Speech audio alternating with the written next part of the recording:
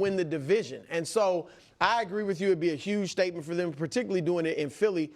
Also, it would not only intrigue us about the Cowboys, it would make Philly more intriguing too. Because now we're wondering, is there another supernatural funk coming? Oh. Are they, because they've given no indication that they're going to get complacent. Super Bowl but you hangover. lose to Dallas at home. Now there become questions about them. Questions at least for a week, and it could continue if they don't, start winning games, about Jalen. Questions about Sirianni. Even though they won, you know how this thing works. It's short-lived, your time on the throne. And so there would be a lot of questions about not only, like Dallas, we'd have questions about how good can they be. Philly, we'd have questions about, oh, wow, are they not going to challenge to get back to the Super Bowl this year? So for those that think, you just said it, best roster in the league, they are great everywhere. There's really no reason other than you don't really repeat in today's NFL unless you got Patrick Mahomes. There's no reason other than that to think they won't get back to the Super Bowl. And so if they lose to Dallas, now you're wondering, oh, wow. The NFC, Philly is right there, come back to the rest of the pack. That's interesting. So, yeah, I think that would be intriguing. Yeah. Let's talk about this. This is exactly what I said in my video talking about the Dallas Cowboys versus the Philadelphia Eagles. I looked at it more from the Cowboys perspective, and now I want to look at it to the Eagles perspective. It's so different when you're going up against a divisional opponent. And that's why I showed the New York Giants were the last to face a divisional opponent, and they lost to Dallas. It's different when you're facing a team like, for the Eagles, if they were facing the Lions, the Bears, the Vikings, they're facing the Dallas Cowboys, a divisional rival with a ton of history and experience with each other. It's just different. It's completely different. We know that. Why consistently a team that's really bad like the Raiders can still somehow find ways to beat or make a game tough for the Kansas City Chiefs, which is why I ripped Dak Prescott when he said, "Oh, check the record." He goes, "I don't mean to say check the record to the Super Bowl champs, but we're right there with the Eagles. We play them great." And it's like, okay, so that means Aiden O'Connell and the Las Vegas Raiders were almost there. They were so close to three-peating in the Super Bowl because they were able to beat the Kansas City Chiefs. Like that's not how this works at all. And I just love how if Jalen Hurts and the Philadelphia Eagles lose a game against a divisional rival, it's automatically like, are they good? Sirianni's not good. Jalen Hurts, and it's like, listen, I am a firm believer that someone like Jalen and Sirianni will always, it may not be a hot seat, but it'll always be a warm seat. And it is Philly, okay? And it definitely is like you win or you go home.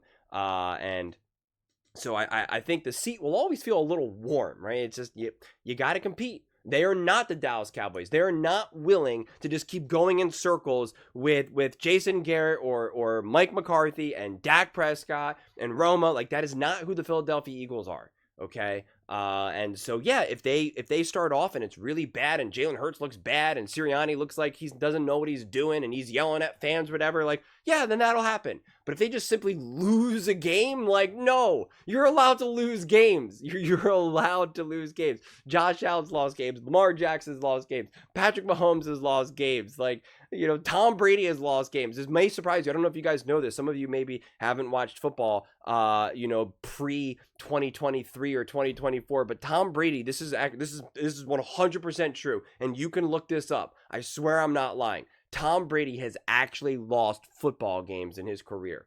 It's happened. I know, it's crazy. And there's a lot of like really intense Patrick Mahomes fans. And again, look this up. I promise you, don't just trust the comment section. Patrick Mahomes has lost football games in the NFL. He's lost football games in the NFL. He's actually lost opening day after winning the Super Bowl. He's lost. It's actually happened. I know. And Andy Reid and Patrick Mahomes weren't on the hot seat. And it wasn't like, is there a supernatural funk? It was like when the Detroit Lions lost that game, it was like, when the Detroit Lions beat the Kansas City Chiefs, it was like, whoa, this Detroit Lions team is pretty legit. It wasn't like, Kansas City Chiefs. Not good, not good. It took the rest of the season to unfold for people to be like, what's going on with this season? You know, what's happening? Who are they? But we've already seen all the conversations surrounding the Philadelphia Eagles and especially Jalen Hurts, but you know, Nick Sirianni as well. And the reality is like that if they do lose, what Bruce saying, that will be the narrative, and it'll be a forced narrative, right? Like it'll be the narrative, but it won't be reality. You understand what I'm saying? Like it won't be reality. It was the narrative that Jalen Hurts wasn't good enough going into the Super Bowl, and that was the story. That was the narrative. That was the conversation. But was it the reality? I'm not sure. I don't remember very well. Me not good. My memory is just a little fuzzy. Oh, never mind. Good thing they have the picture there. I see him holding the trophy, and I see some confetti there. So I guess he was pretty good. Oh, he was also the MVP. Okay. So that's what you always have to try to figure out. What's the reality and what's the narrative? What's the story? What's the conversation behind? It's not always the same thing. So I do believe the Philadelphia Eagles lose against the Dallas Cowboys. I'm saying if they lose. I'm not saying they will lose, but if they lose, that will absolutely be the narrative. It'll be like, because even Bruce said that if the Dallas Cowboys win, they're putting the league on notice. They're putting the Philadelphia Eagles on notice, the Commanders on notice, and the rest of the NFL. And it's like, what? It's like, again, did the Raiders put them on, put the Chiefs, you know, the whole NFL on notice? Right? Like, it's just like, what are we saying here? And yeah, if you're a Philadelphia Eagles fan, it would be disappointing to lose week 1 against the Dallas Cowboys. Absolutely. Absolutely at home without a shadow of a doubt. And I personally have never seen any of these teams as juggernauts. Even the Philadelphia Eagles, who I was definitely very supportive of, defended them when they lost against the Falcons and the Bucks and whatnot, but I never saw them as a juggernaut. When they went and, you know, against the Packers and the Commanders and the Rams and the Chiefs, like I was never like, no chance. I don't see any of these teams being juggernauts. That's why I refuse to accept this whole idea of like these super teams. And again, don't get me wrong, the Eagles obviously dominated in the NFC Championship game and the Super Bowl, but like I didn't see the Chiefs as a juggernaut in the years past. I don't see the Bills, the Ravens, like I don't see it. So with that being said, of course, the Philadelphia Eagles can lose a bunch of games this season. You know, of course, their season can go, you know, a little weird, some highs, some lows. They can win 12, 13 games. And then going into the playoffs, it's like, all right, wild card round, man. Like, football is crazy like that. I mean, it just is. The Philadelphia Eagles, back even in 2017 when they won the Super Bowl, they could have lost to the Falcons. That could have been a touchdown pass. That could have been a caught. They could have lost to the Rams. They could have lost to the Packers. They could have lost to the Patriots in the Super Bowl. I mean, they couldn't have lost against the Chiefs, and they couldn't have lost against the Commanders. But like any of these other games, like, you know, a ball bounces this way, ball bounces that way, changes everything. So like Eagles know that. They know that just based off of the 22 Super Bowl, right? Like how close you are from winning and losing. I mean, like that is what makes football so amazing, is that even the score itself even a close score doesn't always tell you the picture. Even a blowout doesn't always tell you the story there.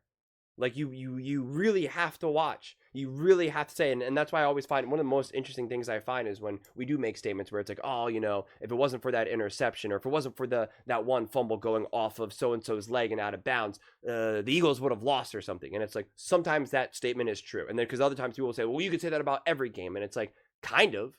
But that's why you got to really watch the games. You really got to go through it and be like, okay, well, this was kind of fortunate for the Commanders. This was kind of fortunate for the Eagles. This was, you know, because it was like Jalen Hurts, Philadelphia Eagles fans against the Commanders in the regular season, second game. They were like, oh, that game was, you know, shouldn't have been what it was. The Jalen Hurts was injured. And it was like absolutely true.